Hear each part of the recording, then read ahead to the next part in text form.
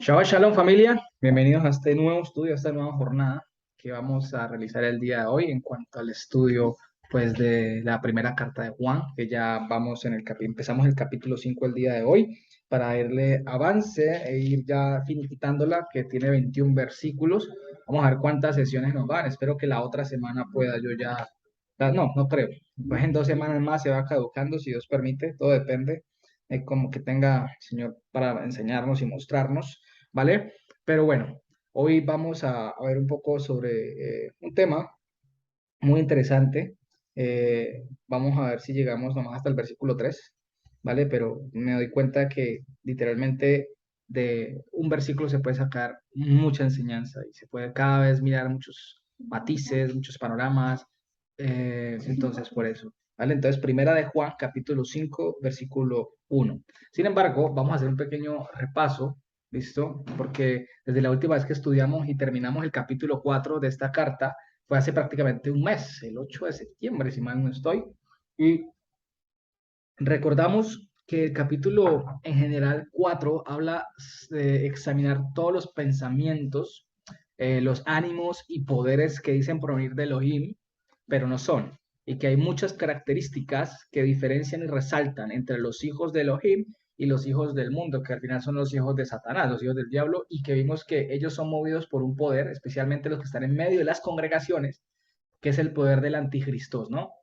Que es un ánimo, un poder que siempre se opone a la Torá y que es el síntoma que se ve en muchos que dicen ser creyentes o algunos que son creyentes y empiezan de pronto a tocar esos, digamos, a contagiarse de ello, pero pues por la gracia y la bondad del Señor los retira y los saca de nuevamente. Pero hay unos que sí no, que los que andan en ese llamado de la apostasía por parte del maligno, obviamente no son del Señor, ¿no?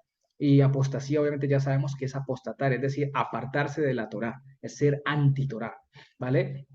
Y anti-Torá entiéndase a no cumplir mandamientos, a no hacerlos, no ponerlos por obra, por más pequeño que sea el mandamiento, ¿listo? A su debido tiempo. Ya si sabiéndolo y no lo haces, ya sería negligencia ante el Señor y pues ya cada uno tendrá que rendir cuentas ante Él, ¿vale? Por esos detalles y por esos mandamientos como tal, por más chiquito. Ayer lo leía en Mateo que dice, aquel que no enseñe estos mandamientos, por más pequeño que sea, será llamado pequeño en el reino de los cielos. Y aquel que haga estos mandamientos, por más grande que sea, será llamado grande en el reino de los cielos. Porque yo no he venido a anular la Torá, sino que he venido a llenarla.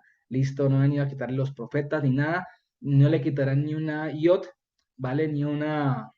Sí, se me la otra, no me acuerdo la otra letrica, hasta que el cielo y tierra pasen. Y la pregunta que yo hago, ¿ya pasó el cielo y la tierra?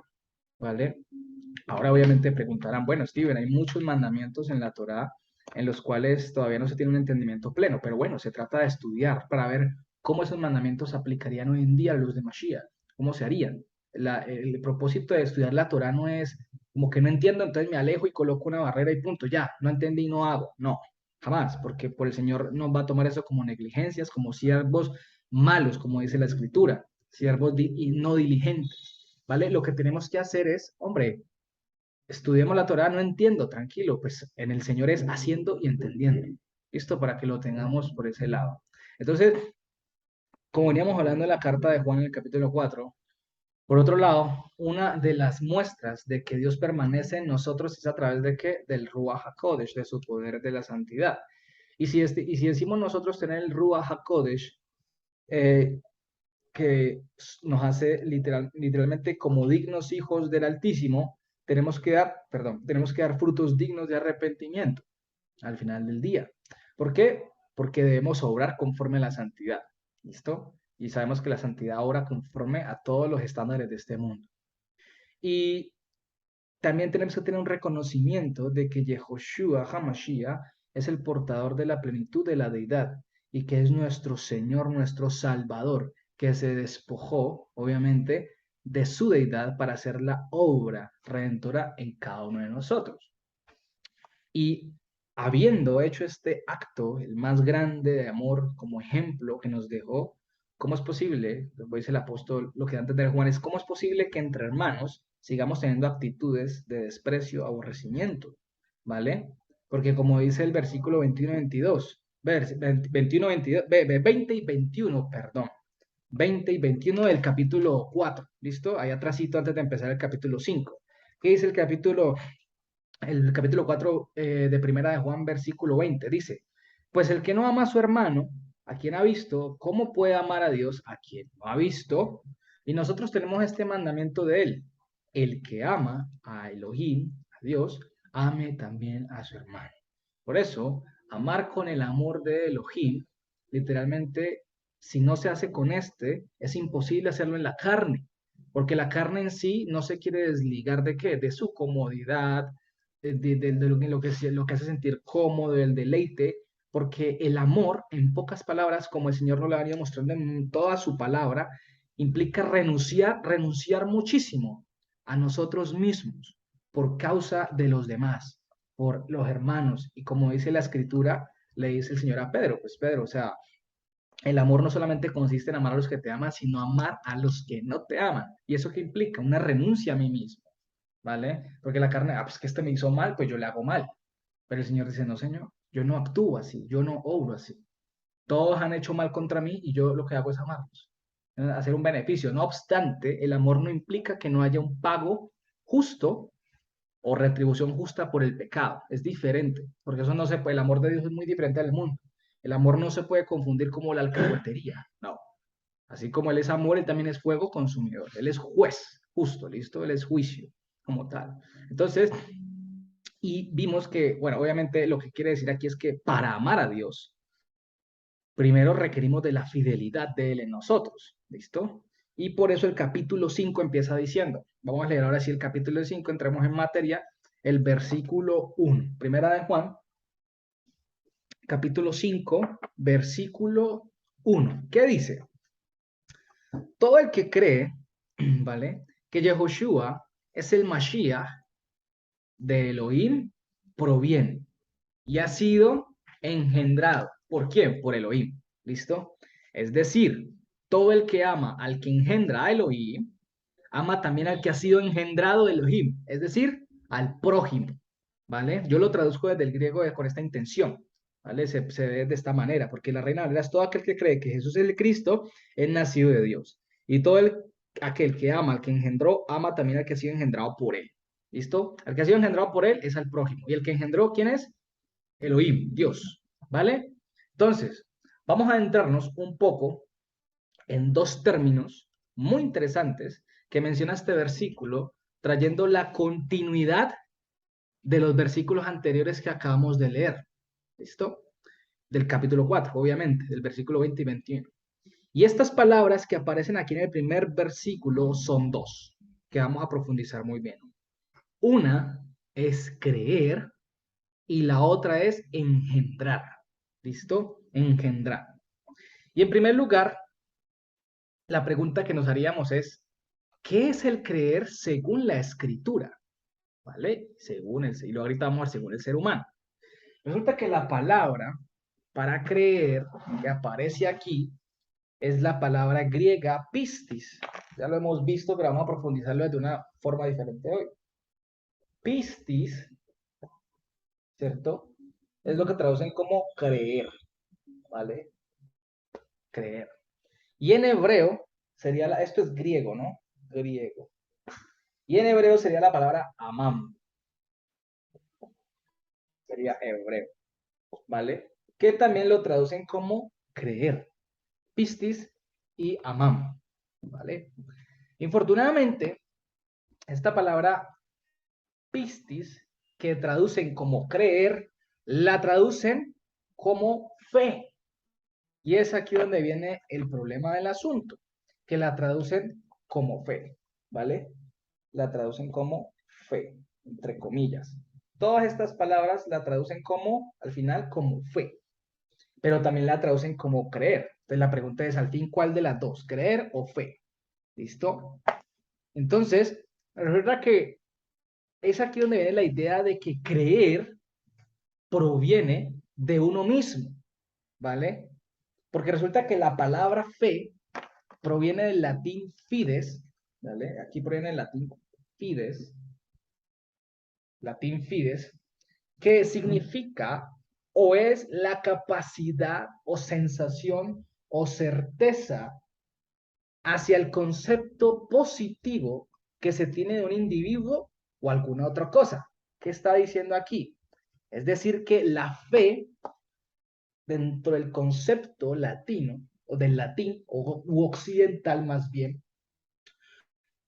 hace referencia a algo que proviene de la mera naturaleza humana. ¿Listo? Pero como proviene de la naturaleza humana, es meramente inestable y no perdura. ¿Listo? Por eso la gente, métale fe. Yo tengo fe en que literalmente ese trabajito se me va a dar. Fe, en pocas palabras, es actitud positiva. Es algo mental. Pero si no se le da, se baja, se cae al piso, ya usted se vuelve negativo. Claro, por eso el creer en Dios, ya vamos a ver, no depende de naturaleza humana como tal. ¿Vale? Por este lado, estamos claros de lo que significa fe, ¿no? Ese concepto prácticamente de algo positivo o la capacidad de yo mismo sugestionarme en que algo va a salir bien. ¿Listo? Confiamos o tenemos fe en que esa persona hará las cosas bien, ¿vale? Pero como son inestables los humanos, pueda que no las haga bien. ¿Listo? Entonces, por eso esta fe en el Señor es inestable. Y esto lo hemos reflejado mucho, familia, en el hecho en las congregaciones donde he pasado, y muchos han pasado, vemos cómo muchas personas se frustran, o las hacen sentir frustradas e incluso no dignas del Señor, porque como supuestamente no tienen fe, no se les hace el milagro que ellos quieren, ¿vale? Y esto es un problema muy fuerte, y es por eso también, no es que uno quiera molestar mucho en el tema de como que, ay, pero es que este sí le da con el tema del término griego, el término hebreo. No, no es que no se trata solamente por querer molestar o por querer dármelas de que no, no se trata de eso. Se trata de siempre buscar el lado correcto de las cosas para poder instruir conforme a lo que el Señor ha establecido en su palabra. Porque cuando muchas veces nos enfrentamos a ese tipo de escenarios o personas que tienen este concepto de fe, yo muchas veces me sentí frustrado porque yo decía, hombre, me falta fe. ¿Qué pasó? Al final del día haces un esfuerzo mental y, y tratas de, yo soy positivo, no yo tengo que tener fe. ¿Eso qué es? ¿Sí me van a entender? ¿Eso qué es al final del día? Y eso, tristemente, hoy en día el cristianismo se mueve muchísimo. Y veo una cantidad de oradores cristianos que han introducido una práctica, una disciplina como es el coaching, ¿cierto? En donde solo te hablan de lo mejor que hay en ti, saca el tigre que llevas dentro, tú puedes hacerlo, ámate a ti mismo, una cantidad de cosas que a la ligera no ayudan a nada, no ayudan para nada. No ayudan para nada en cuanto a la escritura. No quiere decir con esto que seamos negativos todo el tiempo y que una palabra de ánimo no sirva. No, claro que sí. Pero tenemos que hablar sujetos a la realidad y como creyentes tenemos que hablar sujetos a la escritura, ¿vale? No dejar que salga y fluya todo eso a toda hora, como que todo el veno ánimo. Entonces, por ahí hay muchos pseudo, eh, diría, creyentes, y hay uno en especial que, lo siguen, que hombre, sabemos que el agua moja y a nadie le asombra, pero si él dice que el agua moja, todo el mundo se asombra. Eso es una bobada, a la gente le gusta. Y es uno que se llama Daniel Jafid, es un mexicano. Le encanta eso, literalmente. Y lo digo porque es así, ¿vale? Y usa las palabras de cristiano y del Señor, pero solo mantiene andando por el mundo viajando, dando palabras de coaching. Pero eso no es. Al final del día no viven conforme a la escritura. Ni siquiera como un cristiano. Hay cristianos que viven, es que nosotros, a ver, no distingamos entre cristianos. Es decir, hay creyentes que viven, aunque no tienen, digamos, el conocimiento que el Señor nos ha permitido a muchos, viven dentro de lo que el Señor les ha permitido conocer. Y cada día se esmeran y se les ve el fruto que quieren cambiar. Pero estos simplemente usan el nombre de Dios para hacer mercadería.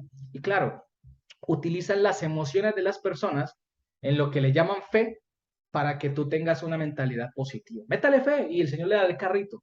Métale fe que el Señor le da la casa. Métale fe. Pero si el Señor no le la da, ¿qué pasó allí? Ah, es que no le metí fe. Es que me faltó creer más. Y es ahí donde esos falsos conceptos, o más bien esas malas interpretaciones, empiezan a hacer un daño tremendo en la vida de un creyente o de una persona que está empezando a conocer de la palabra del Señor. Por eso desde un principio a una persona se le tiene que hablar de lo que es la verdad, porque conocerás la verdad y te hará libre. ¿Listo? Por otro lado está la palabra o el concepto bíblico, ¿cierto? De Amán, que la palabra Amán en hebreo, ¿vale? Que es la misma palabra pistis en griego, son equivalentes, ¿listo? que la traducen como creer, esta palabra amán parte del hecho de ser educado por la instrucción recibida o impartida de Dios y que al recibirla nosotros la ponemos por obra, la colocamos en práctica para así dar una demostración, ¿vale? Fidedigna en cuanto a obras y frutos de bondad y de justicia, ¿vale? Y resulta que de esta palabra amán proviene la palabra muy famosa, ¿cierto? Que traducen como fe también, que es la palabra emuná. ¿Listo? Emuná. Y hoy en día en el ámbito de lo que se conoce como raíces hebreas, la usan con el concepto occidental. Yo tengo la emuná. Es la misma vaina, solo que le cambian fe por emuná, ¿cierto? Ya no la dicen en español, sino que la dicen en hebreo. Pero es el mismo concepto. Pero la pregunta es, ¿qué es tener la emuná? Esa palabra que tanto mencionamos, ¿cierto? La emuná, y que traducen como fe. Pues a ver, primero emuná no se debe traducir como fe, sino literalmente como fidelidad. Fidelidad. Y ahí ya cambia totalmente el significado. Porque ya no es fe, cambia totalmente. Es fidelidad. ¿Listo? La fidelidad.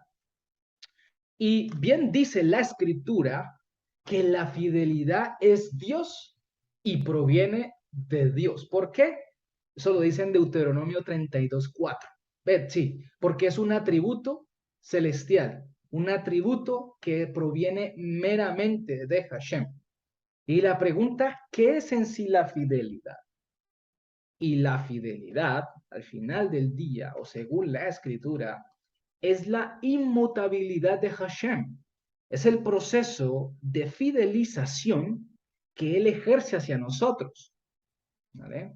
Es un proceso que Él ejerce hacia nosotros y que por ende implica una educación en donde se transfiere ¿qué?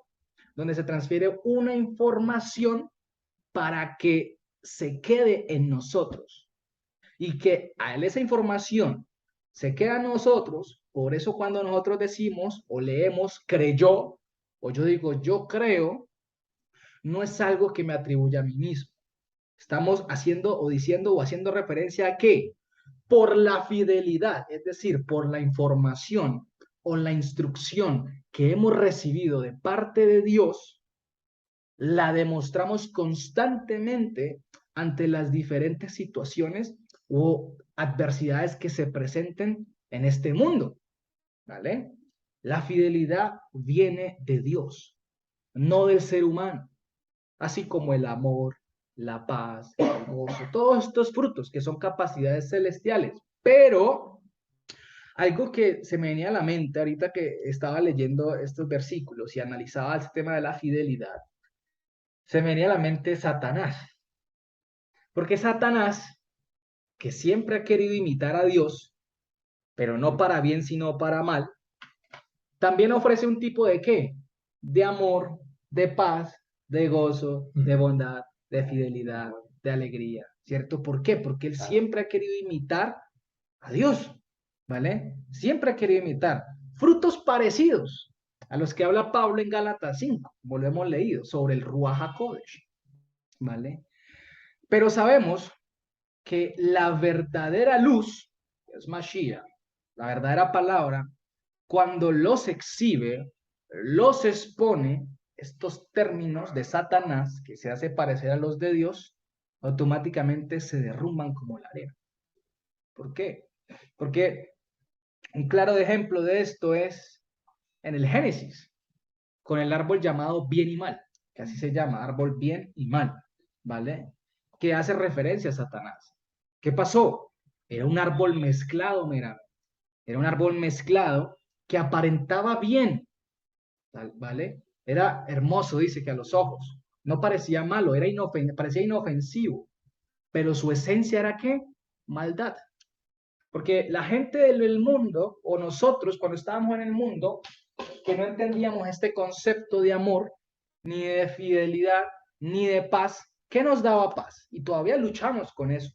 A veces nos da paz plata en el bolsillo, nos da paz irnos de viaje, nos da paz tener bienes materiales, El amor simplemente es solamente que la persona me hace bien, pero si ella me hace mal, entonces yo ya lo odio. Entonces ya no es amor, odiamos, guardamos rencor, ¿vale? Es una especie de mal disfrazado de bien. Pero como su esencia no es buena, obviamente no perdura. Y eso pasa efectivamente con los que dicen ser del Señor, pero no son del Señor. Y lo dice el apóstol Juan. Porque al final del día, la misma palabra los va a exponer. La misma palabra los va a sacar a la luz. Por eso Mashiach dijo, un árbol bueno no puede dar fruto malo. O es negro o es blanco, pero no puede ser. ¿Cómo? Los desnuda, exactamente. Los desnuda, los deja, le muestra el pecado. Entonces, por ende, la fidelidad es un fruto del Ruach HaKodesh en nosotros. Es una capacidad celestial no humana. Es puesta en nosotros. Por eso Hebreos 11, cuando habla de la fe, entiéndase la fe, la fidelidad como Dios. Por la fidelidad, Abel hizo excelentes sacrificios al Señor. ¿Quién le reveló a Abel que tenía que dar excelentes sacrificios? El Señor. Y son mejores sacrificios, lo mejor, es decir, daba lo mejor. ¿Quién a Abraham lo hizo salir de allá para las promesas? Está el Señor. ¿Quién sacó a Moisés? Tan. ¿Quién les mostró la Jerusalén celestial? Tan.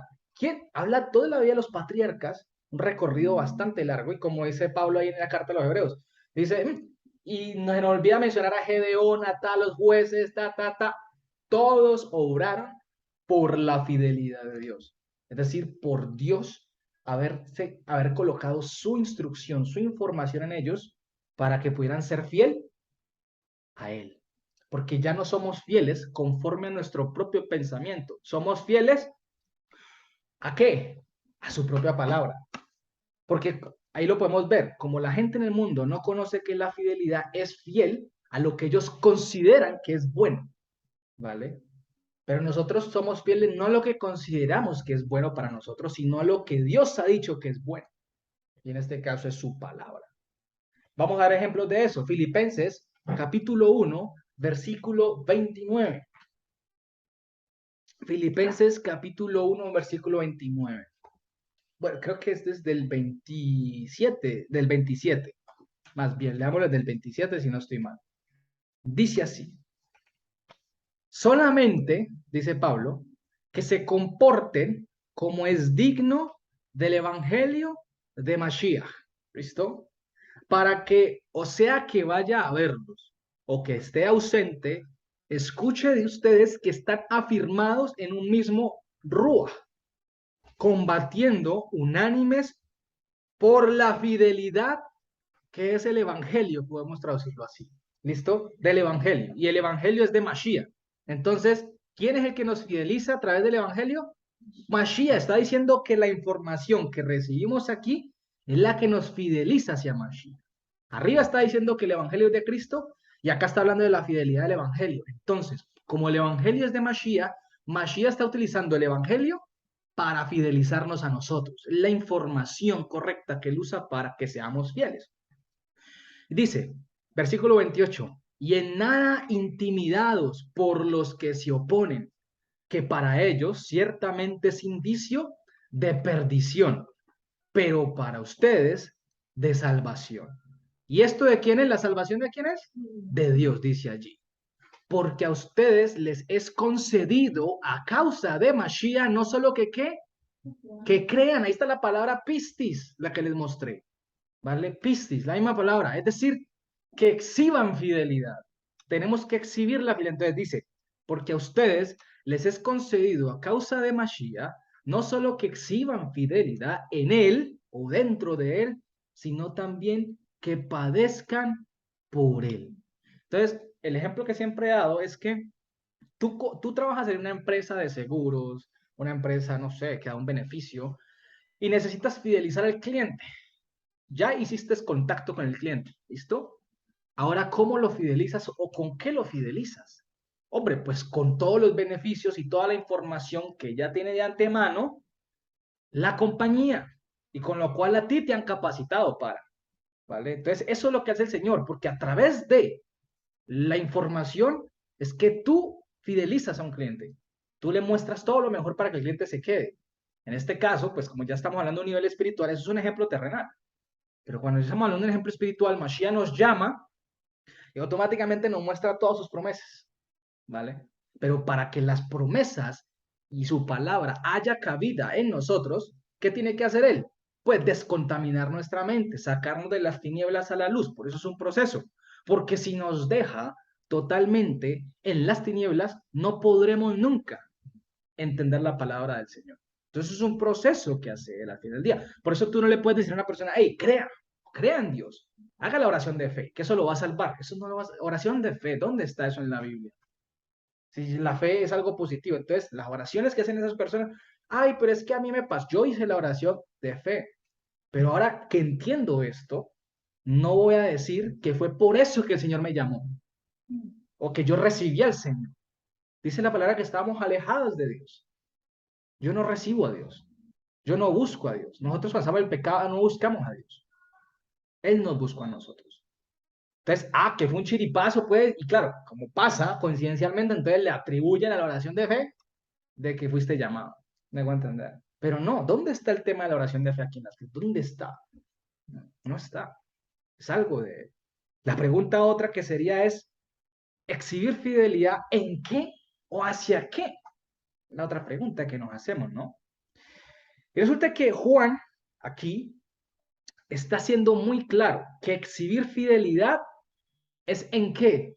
En que Mashiach, que es la fidelidad, lo primero que hace es que demostremos que Él es el Mashiach, el sujeto a su propia voluntad y a sus propias profecías de que iba a venir para ser nuestro Salvador y Redentor. ¿Vale? Todo lo que implica Mashiach, esa palabra yo la expliqué en el estudio aquí de la carta de Juan, lo que significa la palabra Mashiach, ¿vale? Y para que veamos de que esto no se trata solamente de decir, ay, yo creo que él es el Mashiach, porque pues aquí dice, todo aquel que crea que Yahushua es el Mashiach es nacido de Dios. Entonces ya cualquiera que diga, él es el Mashiach, ya soy nacido de Dios. No, ¿cierto? Esto tiene un desenlace espiritual. Y es ahí donde yo quiero que vamos, ¿vale? A un pasaje que es muy claro y contundente, que reafirmará que el creer, que es lo que estamos viendo aquí, proviene exclusivamente de Dios y no de nosotros ante tal revelación de que Él es el Mashiach. Vamos a Mateo capítulo 16, versículo 13 al 17. Esto es un capítulo muy, muy bacano. Ya es contundente para que sepamos que el creer no viene por nosotros. ¿Listo? No, Mateo 16, Mateo capítulo 16, versículo desde el 13 hasta el 17. Listo, voy a leerlos. Mateo 16, 13 al 17. Dice así. Viniendo Yehoshua a la región de Cesarea de Filipo, preguntó a sus discípulos, mire la pregunta que hace, diciendo, ¿quién dice los hombres que es el Ben Hadán? O sea, el que viene en semejanza humana, del que ha hablado Daniel, los profetas. ¿Quién es ese Ben Hadán? Que traducen como hijo de hombre, ¿no? Escuche lo que le está diciendo la pregunta, ¿no? Le está preguntando a los apóstoles, mire cómo empieza a nivel general. Es como quien pregunta, ¿qué han escuchado ustedes que dicen acerca del Ben Adam? ¿Esto? Del que viene en semejanza humana. Ellos dijeron, pues unos dicen que Juan el Bautista, otros Elías y otros Jeremías o alguno de los profetas. Mire que había eso muestra que había mucha discusión. No tenían claridad de quién era el que venía del cielo con semejanza humana. ¿Vale? No tenían la claridad. Entonces, claro, solo que escuchaban eran rumores, interpretaciones, esto y lo otro, que Juan, que el Elías, que Jeremías, que los profetas, imagina hasta Jeremías, y algunos profetas más. Pero después Mashiach, después de haberles, obviamente que eso son preguntas retóricas y son preguntas pedagógicas que hace Mashiach con ellos. ¿Vale? Le pregunta después, y él les dijo, y ustedes, ya les pregunto eso a ustedes, ¿listo? Ya después de que me dieron respuesta de lo que han escuchado, ahora ustedes díganme, y mire, ¿y por qué Mashiach hace esto? Ya vamos a ver por qué. Le dice, y esto es un ejercicio muy bacano que hace Mashiach con ellos. y les dijo, ¿y ustedes quién dicen que soy yo? Ahora ya ustedes díganme quién soy yo. Automáticamente, él se está traduciendo como que él es el Hijo del Hombre, pero aún no lo han visto, no lo han visto. Pero mire la pregunta que dice. Ahora, ¿quiénes dice? ¿Quién dicen ustedes que soy yo? Y respondiendo Pedro, Simón Pedro dijo, tú eres Hamashiach, el Cristo, el Hijo del Dios vivo. Y este Hijo del Dios vivo, yo lo traducía con lo que dice Pablo, que Él es la imagen visible del Dios invisible. ¿Vale? Porque vimos que la palabra hijo hace referencia en este contexto al cuerpo de Dios aquí en la tierra. Entonces, Él es la imagen visible. Mire lo que significa reconocer que Él es el Mashiach. Él es la imagen visible del Dios invisible. En pocas palabras, está diciendo, tú eres el Dios. Mire esa revelación, ¿vale? Y entonces, ¿qué le dijo Mashiach? Entonces le respondió Jesús, felicidad hay por ti en el reino de los cielos, Simón, hijo de Jonás, porque ¿qué? No te lo reveló ni carne ni sangre, sino el Abba mío, que está en los cielos. Mire que no es creer que Él es el Mashiach, no es algo que venga de los hombres, es algo que viene meramente de Él, tal cual. Ahí lo está diciendo, no te le reveló ni carne ni sangre, es decir, no fue un factor humano, no fue por ti, Pedro, que tú crees, o fue porque yo te lo revelé y vamos a ver por qué. Porque esto enmarca muy claramente que no es por nosotros, sino por Él. ¿Y saben qué es lo que me parecía más tremendo aquí? Que implícitamente, cuando Él le da esa respuesta a Pedro, que el Abba mío te lo reveló que está en los cielos, ¿vale? Es como si Él mismo se estuviera dando a conocer a ellos como Abba, ¿vale? Solo que ellos aún no lo sabían. ¿Y por qué lo digo? Vamos a Mateo, capítulo 11, versículo 27. Ahí más adelantico, no, más atrasito. Pero ellos no lo habían visto, ¿vale? Dice Mashiach, todas las cosas me fueron entregadas por el Abba mío, ¿listo? Y nadie conoce al Hijo, sino Abba. Ni Abba conoce a alguno, lo conoce a alguno, perdón, sino el Hijo, el Ben. Y a quién, y aquel a quien el Hijo lo quiera revelar. ¿Cómo así? Es decir, que él como Abba, como Dios mismo en la tierra, tenía la potestad para revelarse a quien él quisiera. ¿Listo? Y revelar los secretos a los suyos.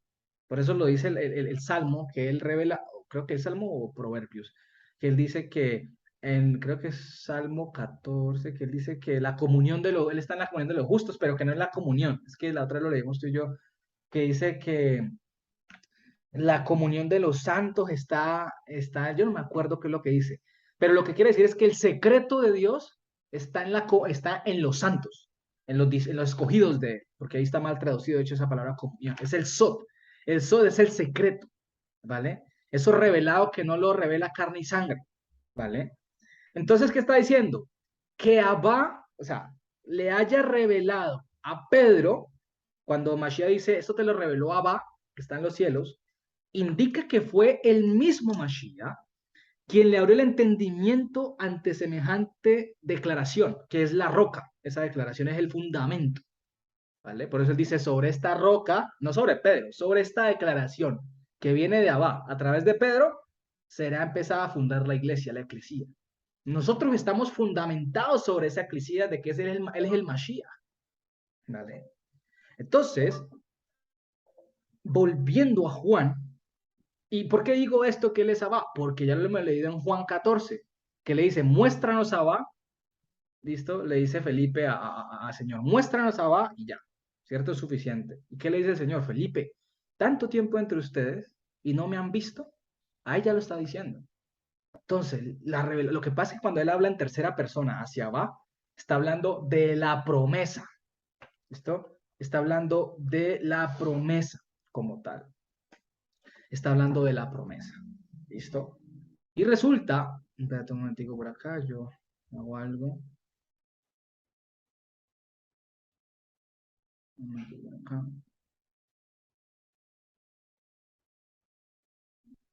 Espérate.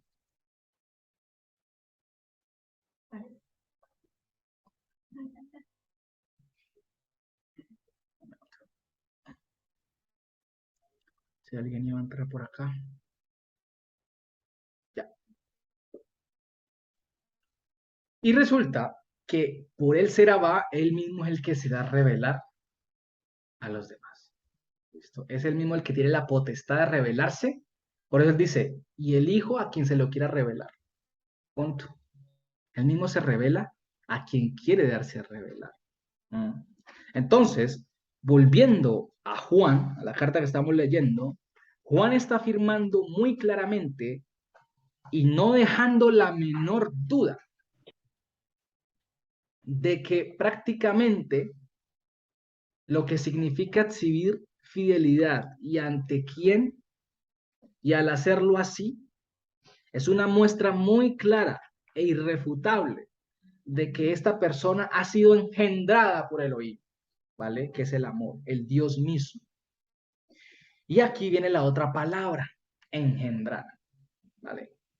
Resulta que la palabra engendrar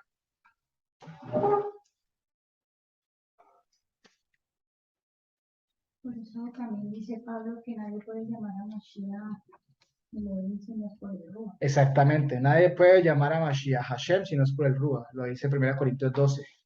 Ahí está. ¿Qué pasa? Resulta que aquí está la palabra que aparece ahí como engendrar, es la palabra inao, en griego, que es así, inao, ¿cierto? Que es la palabra griega que traducen como nacer. Tiene nada que Sí, inao. Traducen como nacer dentro del ámbito hebreo, ¿vale? Y el ámbito griego también. Pero resulta que esta palabra, dentro del ámbito hebreo, se utilizaba no como el acto en sí mismo de cuando una madre da a luz, de forma literal, ¿vale? Sino el vínculo que se establece entre el maestro y un discípulo a través del estudio en donde se transfiere una información o enseñanza, ¿no? Ahí la van captando, ¿no? Y resulta que dentro del judaísmo aplicaban este término y resulta que el equivalente a esta palabra griega está la palabra hebrea yaldat. Yaldat. Esto creo que es así. O yelet. Creo que es yelet o yaldat. Si no estoy mal. Creo que este marcador, ¿no? Bueno, dejémoslo ahí. Marcador, va a tocar usar el rojo. Ahí está. La palabra yaldat, ¿vale? O yelet para la persona. ¿Con qué propósito la usaban en el judaísmo esta palabra yaldat? La usaban para el acto de conversión de un gentil a una religión judía o a la religión judía de la época. ¿Y qué implicaba esta conversión? Convertirse al judaísmo en esa época era adoptar todas sus costumbres y normas. ¿Listo? Y cabe resaltar que la palabra engendrar viene del latín, eso me pareció muy curioso, ¿cómo es que es? Ingenare, creo que es aquí, del latín del latín ingenar, ¿cierto? Ingenerar, algo así, ingenerar. Y resulta que esta palabra la conforman dos palabras, el prefijo y el sustantivo. El prefijo in hace referencia, ¿vale? Al tema de introducir algo. ¿Listo? Introducir algo. Y el sustantivo generar, ¿sí? Hace referencia a producir o generar algo. Producir o generar algo. Y introducir.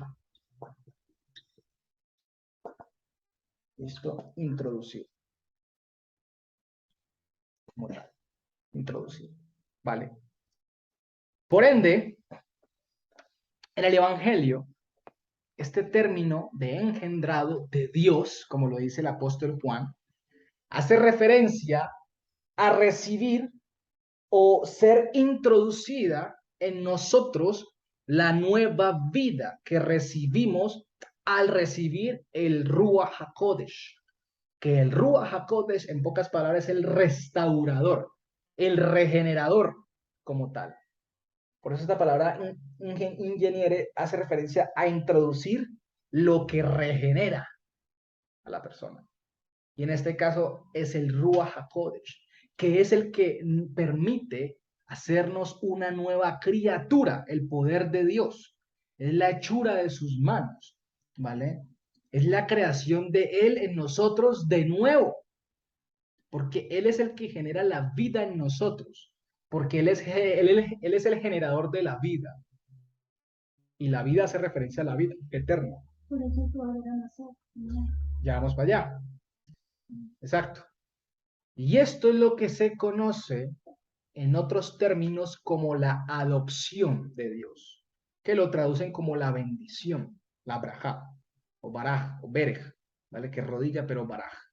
Y como esta palabra baraj, que traducen como bendición, tiene un sentido dentro de los comentaristas de la época, de la época medieval, como un sentido hortícola, es decir, de injerción, de injertar algo, como cuando tú injertas, se le da el ejemplo a Linda, injertas tú una, un árbol de mango, la injertas en un árbol de aguacate que está mucho más grande. Y esa ramita de, aguacate, de mango se nutre de todo el ciclo y los nutrientes que tiene el árbol de aguacate. Pero no obstante, esto no altera el producto o la semilla del mango, porque el mango da mangos y el aguacate da aguacate. Y el hecho de que Mashiach coloque su rúa en nosotros, eso no nos hace dioses, ¿vale? Como decía alguien por ahí, que somos Jehová Junior, hace mucho tiempo, un predicador muy famoso, decía que somos Jehová Juniors, ¿no? Dioses pequeños, ¿vale? Entonces, eso es lo que hace. Por eso, cuando somos adoptados por Él, automáticamente entramos en un proceso de transición, de conversión, es decir, de lo malo a lo que es realmente bueno, de las tinieblas a la luz. No hace tanto referencia a un acto sexual, ¿vale? En parte, pues en nosotros los seres humanos sí aplicaría, pero en el caso de Dios en lo espiritual, es meramente espiritual, ¿listo? Es un acto de regeneración. Cuando Él nos llama, empezamos a hacer un acto de regeneración. ¿Y saben qué es lo curioso? Que ahorita pensaba cuando leía lo de los apóstoles, cuando el Señor le hizo esas preguntas de quién era el Ben Adán, sacaba una conclusión, hablando de regeneración y de un proceso que el Señor nos llama.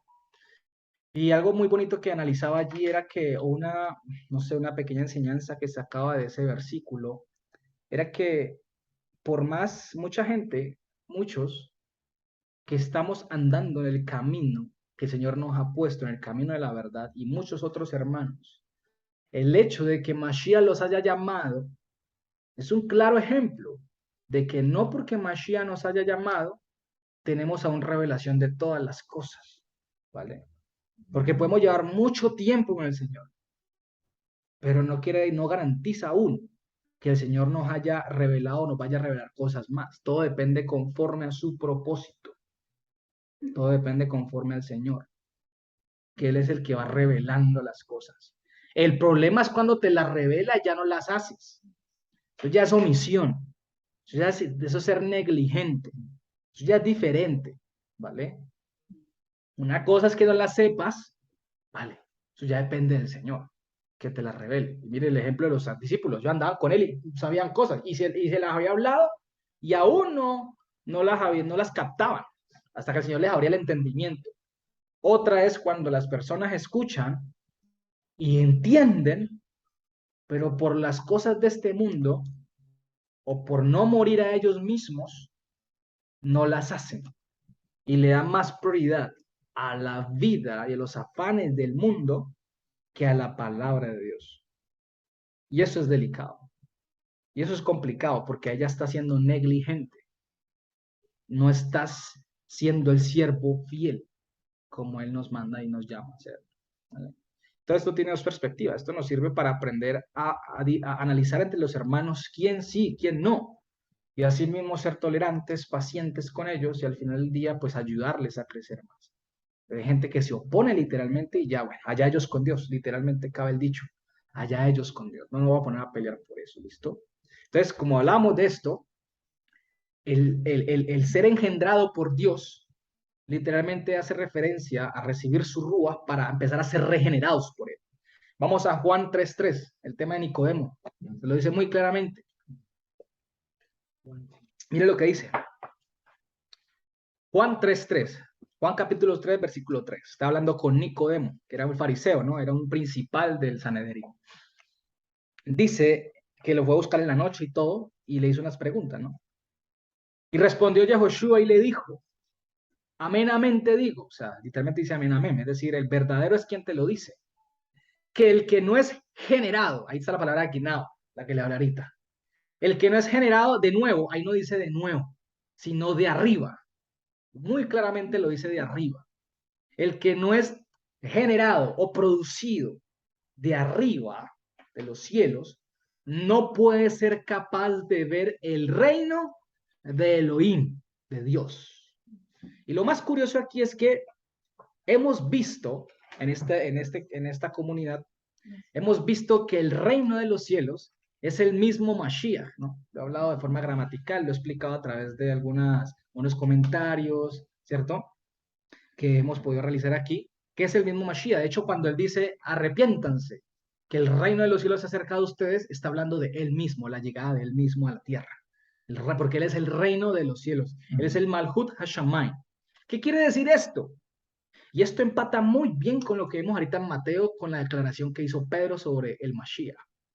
Que si Mashiach no nos engendra, que él es el reino de los cielos también, y no nos da de su rúa, es decir, se nos revela a nosotros, jamás podremos saber quién es él realmente. Así escuchemos de él. Que eso es lo que estaba pasando con Nicodemo, que escuchó de Mashiach, pero aún no sabía quién era él. Y yo supongo que el Señor al final le reveló quién era él. Porque al final se ve que Nicodemo va a la cruz cuando muere y baja y lleva esencias, todo. Yo creo que al final... De hecho, uno no nace, uno es parido aún. O sea, uno no nace de la mamá, uno es parido. Uno es parido por la mamá, uno es engendrado, porque uno ni siquiera, uno mismo no busca nacer. Uno es generado, uno es engendrado por él. No sale. Exacto, uno es parido por él, uno es engendrado, por eso se llama Rajamín. El Rajamín de Dios hace referencia al amor entrañable, el amor que él proviene de adentro, como si él mismo nos pariera, pero nos engendra, es decir, nos da una vida nueva, nos regenera. O sea, nos da su ruaj y el ruaj le empieza a regenerarnos. Eso es tremendo, la obra que él hace nosotros. ¿Vale? Entonces, claro, si Mashiach no se revela a las personas, ¿cómo van a conocer al mismo Mashiach que es el reino de los cielos? Por eso le dice a Nicodemo, el que no es parido de arriba, engendrado de arriba, no puede ver el reino de los cielos, no me puede ver a mí, en pocas palabras. ¿Vale? Si la disposición de Abba, de la promesa, no escoge a la persona para que sea salvo a través mío, es que eso es un canal muy bacano. Ya lo hemos visto aquí también. ¿Cómo es posible que esa persona vea el reino de los cielos? Por eso una persona que diga ser del Señor, jamás se va a comportar de una forma opuesta a lo que el Señor demanda. Podemos tener luchas, sí, claro, que sí, eso no quita que no, estamos en esta carne. Pero otra cosa es el hábito que ya tú agarres del pecado. Es diferente allí. Ya eso muestra muchas cosas y habría que entrar a evaluar a la persona qué es lo que está pasando. ¿Vale? Puede estar confundido, puede que no sea llamada, eso ya tocaría entrar a mirar en detalle, ¿vale? Entonces, ¿qué es lo que hace aquí? ¿Qué es lo que nos quiere decir? Que toda la obra la hace Mashiach, toda la obra la hace Él en nosotros. Segunda de Corintios 5:17, se los voy a leer. Segunda de Corintios 5:17. De modo que si alguno está dentro de Mashiach, ¿nueva qué? Criatura es. Las cosas viejas pasaron, he aquí, todas son hechas de nuevo. Yo lo digo de nuevo, ¿por qué? porque nosotros no somos destruidos, sino que lo que había en nosotros, esa cultura mundana, toda esa forma de pensar mundana, es destruida para que nosotros de nuevo comencemos. Empecemos un proceso de regeneración. Es como cuando hay una persona de la calle, un indigente, un drogadicto, lo llevan a un lugar y lo apartan para entrar en un proceso de regeneración. Lo tienen que apartar del mundo de los vicios y tiene que traer un tratamiento literalmente, que hasta a veces son médicos como tal, tienen que entrar en tratamiento. Y eso hace el Señor con nosotros, empieza a darnos sanidad, literalmente, nos empieza a sanar de todas esas heridas causadas por el pecado, por todas esas malas experiencias, arraigos, vicios, formas de pensar, y todo es un proceso, porque aquí todos los que estamos todavía en proceso de ser regenerados, estamos en un proceso de regeneración. Por eso el Ruach HaKodesh no se debería llamar el consolador, sino el restaurador o regenerador, literalmente. Él es el que regenera, se regenera los tejidos, literalmente. Hablemoslo así en ese término espiritual, ¿no? Y la otra pregunta aquí es, entonces, después de todo esto, ¿por qué el apóstol Juan está mencionando estas características que debe tener o portar un verdadero creyente? Pues vamos a leer el versículo 1, primera de Juan, capítulo 5, versículo, mire que todavía apenas vamos al versículo 1, ¿cierto? Versículo 1. ¿Qué dice? Entonces vamos a leerlo ya con esto que acabamos de entendimiento que acabamos de tener, que el Señor nos acaba de permitir. Todo el que cree, es decir, todo el que exhibe fidelidad, ya sabemos que es exhibir fidelidad, ¿vale? Que Yehoshua es el Mashiach, es decir, todo el que ha recibido la revelación de que Yehoshua es el Mashiach, y esto no viene de abajo, sino de arriba, no viene de carne y sangre, sino de arriba, ¿qué dice? De Elohim proviene, y ha sido, ¿qué? Engendrado por él, es decir, generado de arriba, o parido de arriba, de lo alto. Entonces, exhibir fidelidad, que Yehoshua es el Mashiach, es igual o sinónimo a ser parido de arriba, porque es una revelación exclusiva de los cielos, no es de carne y sangre. ¿Vale? ¿Y qué dice el versículo 1? Sigue diciendo, es decir, todo el que ama al que engendra, es decir, todo el que ama a Dios, ama también al que ha sido engendrado por Elohim, es decir, al prójimo. Entonces, como viene hablando sobre el amor al prójimo, como dice Juan unos versículos antes, a tu hermano que ves, está diciendo que si decimos exhibir fidelidad de que Yehoshua es el Mashiach, lo cual implica ser generados, producidos, paridos de lo alto de arriba por Elohim, pues hombre, perdón, debemos amar al hermano que también ha sido generado, producido y engendrado por Dios. Como dice Pablo, ¿quiénes somos nosotros para juzgar siervo ajeno? Es la cuestión allí. No obstante, no quiere decir, y ya claro, para que pronto no vaya a quedar mal entendido, que el juzgar siervo ajeno no implica alcahuetearle al hermano las cosas que tú ves que haga malas. Es diferente, ¿vale? Porque si tú ves cometiendo un hermano haciendo, si tú ves un hermano cometiendo un error, lo correcto que tú debes hacer es llamarlo aparte y hacerle ver el error, ¿vale? Pues si no, ya te cuenta a ti como pecado por cómplice, porque sabiendo lo bueno no lo haces. Esto es diferente, pero hay que saber distinguir bien lo que es juzgar, el juicio, ¿vale? ¿Juzgar en cuanto a qué? En cuanto a que decir que la persona no es hija de Dios, solo porque de pronto no sigue costumbres o cosas así, que eso es lo que el apóstol Pablo lo está diciendo en ese contexto de Romanos, porque los gentiles no seguían las costumbres de los fariseos, entonces para los fariseos ellos no eran de Dios, ¿vale? Entonces Pablo dice, ¿quién eres tú para juzgar siervo ajeno? ¿Vale?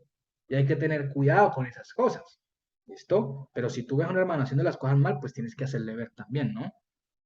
Pero ¿cómo es posible que si tú dices, Con amor y mansedumbre. sí, con amor y mansedumbre, si tú dices ser hijo de Dios, ¿cómo es posible que digas que amas a Dios y a tu hermano lo ves como desconectado de Dios? Es decir, o sea, ¿quién eres tú para llamar a tu hermano así? Que él no es llamado por Dios, ¿vale? Solo porque de pronto no está a tu mismo nivel ni a tus mismas cosas.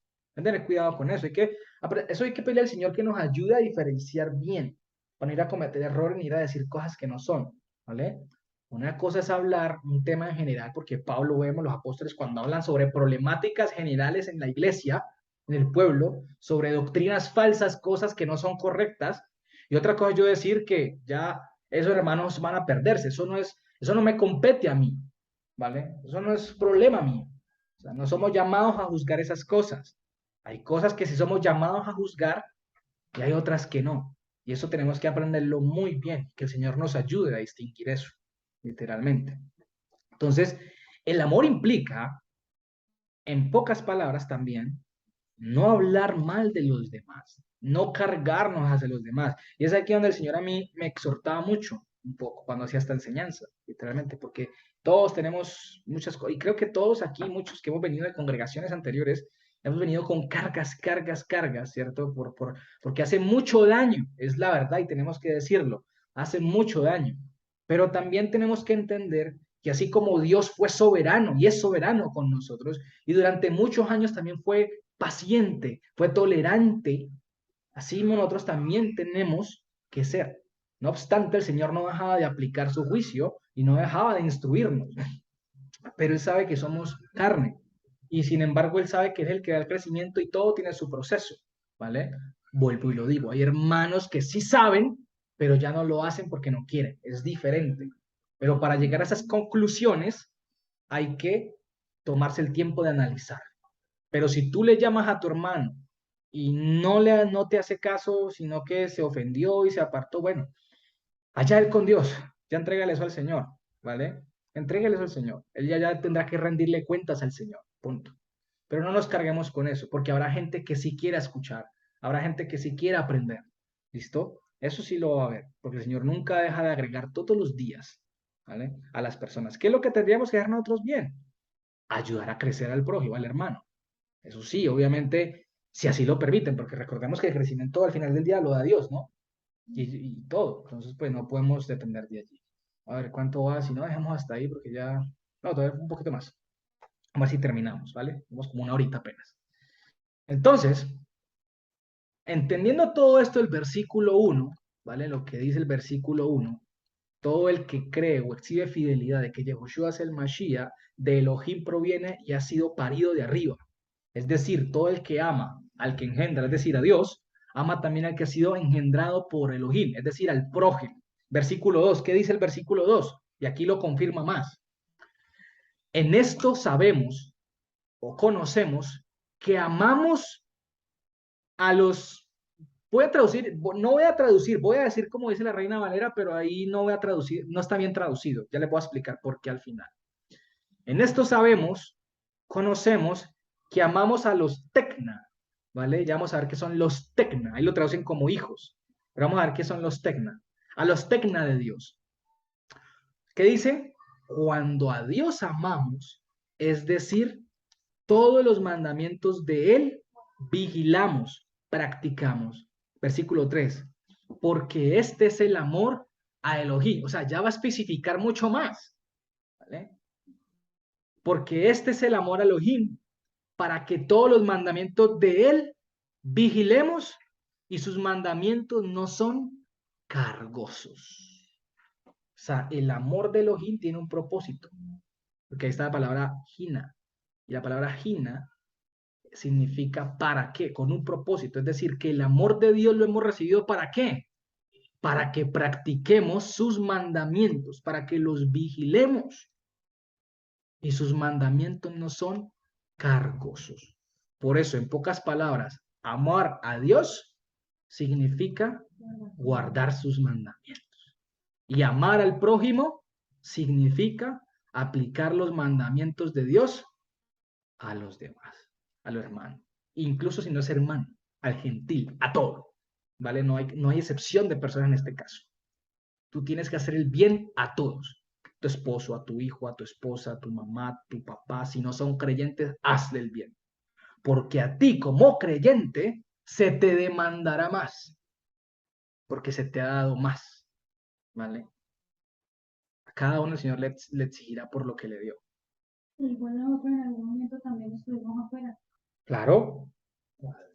En algún momento estuvimos afuera y muchos, posiblemente hermanos, también nos veían de pronto mal. Y este hermano, ¿por qué? O esta hermana, ¿por qué esto así? Se cargaban, pues, no se cargaban, o tal vez sí, y oraban por nosotros, ¿vale?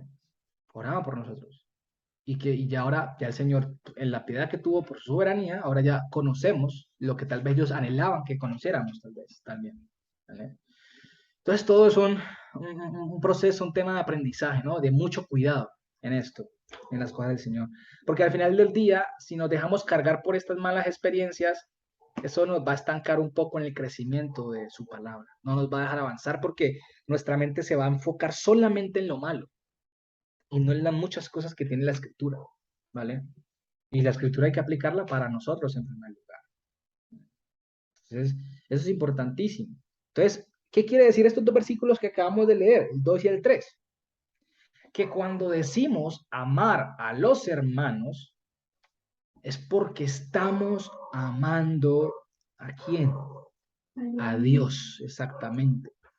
Y amar a Dios, ya lo dijimos, significa vigilar, practicar sus mandamientos. Porque está diciendo implícitamente que la manifestación de la voluntad divina, que es el amor, no hace acepción de personas, no lo hizo con nosotros. Y así como sus mandamientos no son cargosos para nosotros, por ende nosotros tampoco podemos ser carga para los hermanos. Porque si decimos amar a Dios, estamos practicando los mandamientos. Y si yo digo amar a mi hermano, pero le estoy siendo carga, entonces no estoy aplicando los mandamientos correctamente hacia el hermano, como debería ser, porque lo estoy cargando. Y eso es lo que hacían los fariseos con el pueblo. Mateo 23 lo dice allí. Escuchen a los fariseos porque ellos se sientan en la cátedra de Moisés, o sea, en la Torá que le fue entregada a Moisés. Pero no hagan conforme a sus obras. Claro, ellos hablaban la Torá, pero a la hora de hacerla era totalmente conforme a su interpretación. Y el problema es que le añadían cosas que no tenían por qué añadirle. Y ¿qué dice Mashiach? Porque ponen cargas pesadas que ellos ni siquiera quieren mover un dedo para hacerlas, pero quieren que los demás las hagan. ¿Ese es el amor al prójimo o no es, no es el amor al prójimo? No es el amor que Dios está enseñando.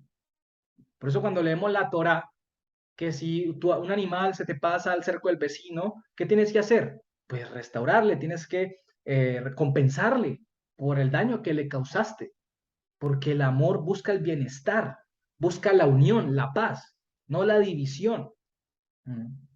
Si ya no lo haces, estás siendo negligente y estás omitiendo y ya estás empezando a interponer o a instaurar tu propio concepto de lo que es amor.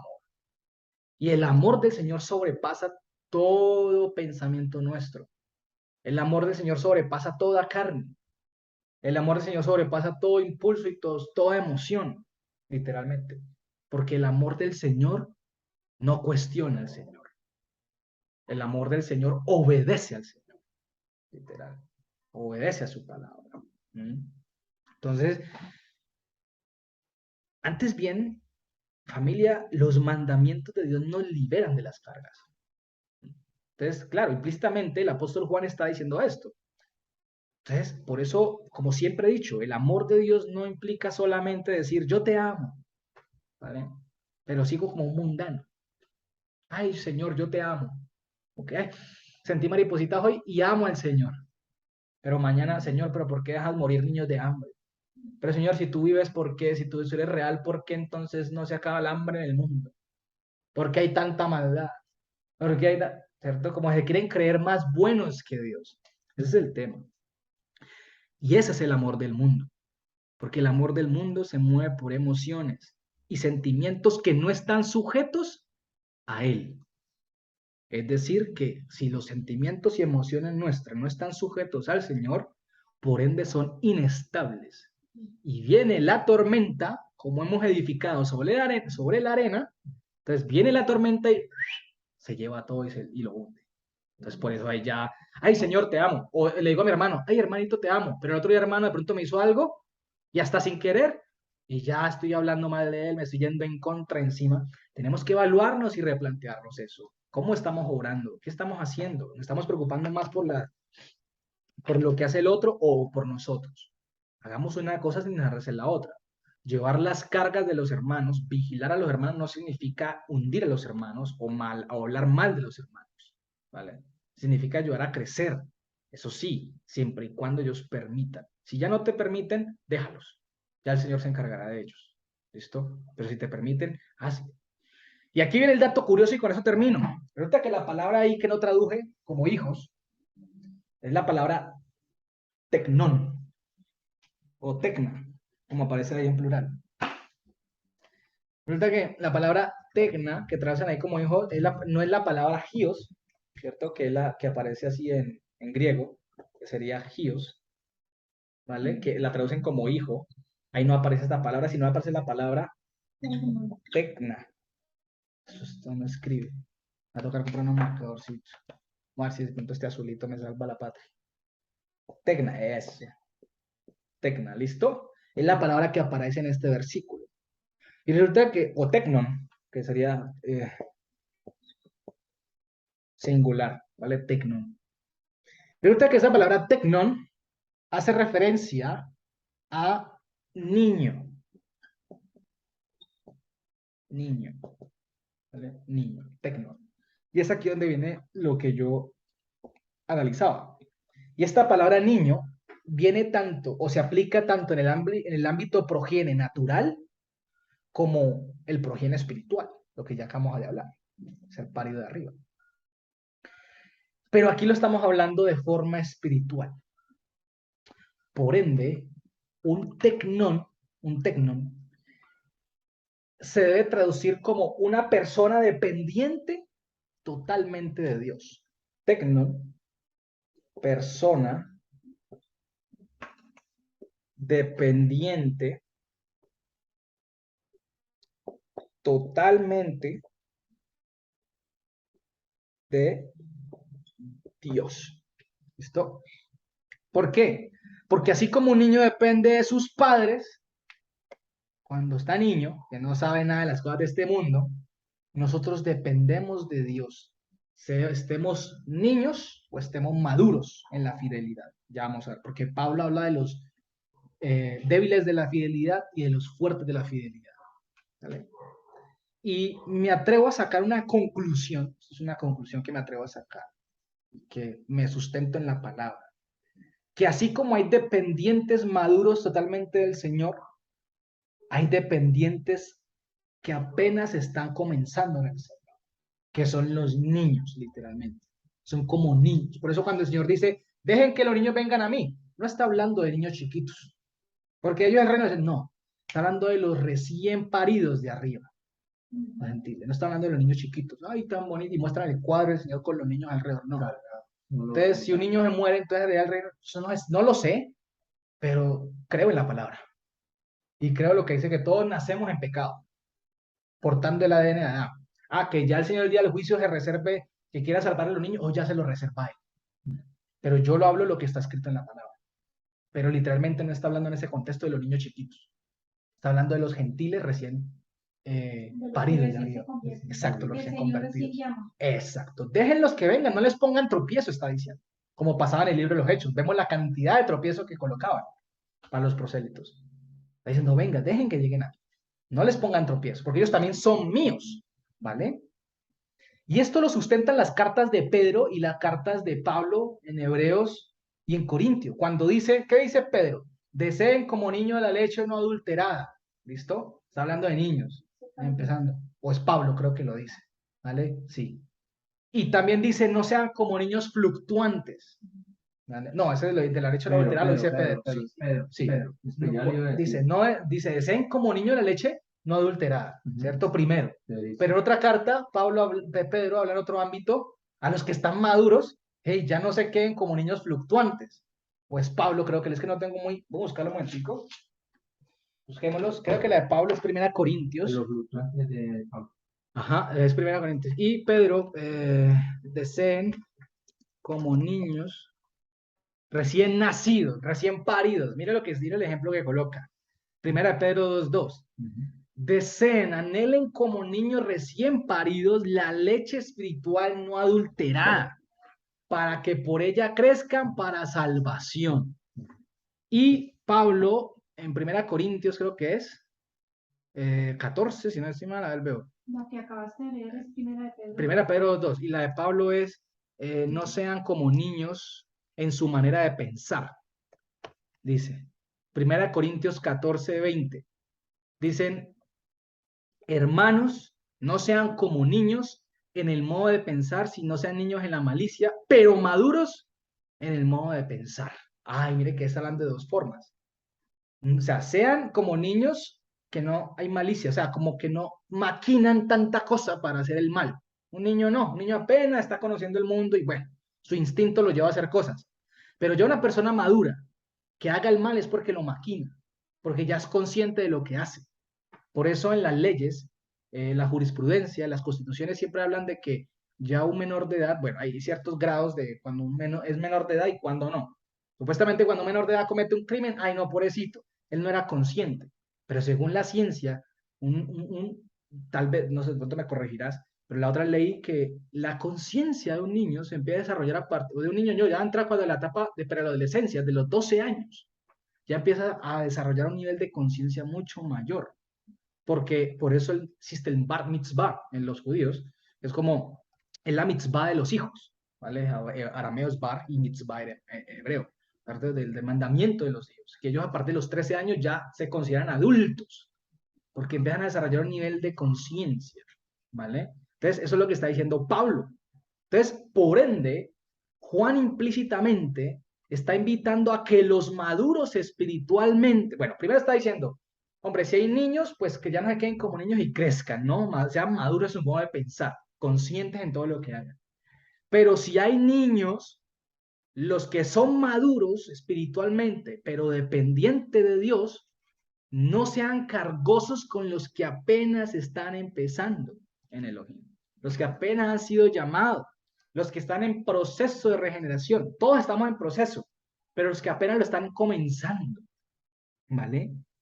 Por eso el Señor dijo, deje que los niños, los tecna, vengan a mí. La misma palabra, los tecna, vengan a mí. Diferente es cuando Juan dice hijito, ¿no? Que discípulos. Ajá, ahí dice paidión, creo que paidión. Es siervos, es como discípulos, ¿vale? Pero otro dato curioso, resulta que esta palabra tecnón para Mashiach nunca la aplican. Cuando dice el Hijo de Dios, para Mashiach nunca aparece. La que siempre aparece es Dios. Y esto da una especificidad supremamente grande. Porque no aparece tecnon tuteo, o sea, como tecnon tuteos, como el niño de Dios, ¿cierto? El niño dependiente de Dios. No, sino aparece Hios tuteo, que es hijo de Dios, el Ben a Elohim, que es el portador de la plenitud de la deidad, el cuerpo de la deidad. ¿Por qué esta gran diferencia? Porque Él no depende sino de Él mismo y nosotros dependemos de Él y no de nosotros mismos. Por eso solo hay un Elohim y alejados de Él, nada podemos hacer. Por eso hay un solo Dios, porque Él depende del mismo, no depende de otro. Por eso Mashiach es el mismo Dios. Y nosotros sí dependemos de Él. Dependemos de otra persona. Él no depende de nadie más sino del mismo. Por eso ese sujeto a su palabra. Ya está, el mismo Dios. ¿Sí ven? Bueno, familia, eso es todo por el día de hoy. Solo llegamos al versículo 3 y ahí sigue, ¿no? Que nos faltan, mi madre, todavía. Dice Julio.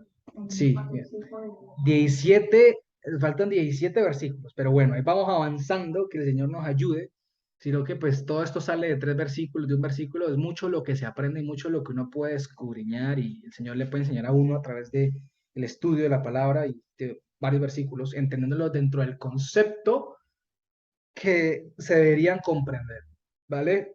Entonces, no sé si tienen dudas, preguntas, y si no, aquí lo dejamos, familia.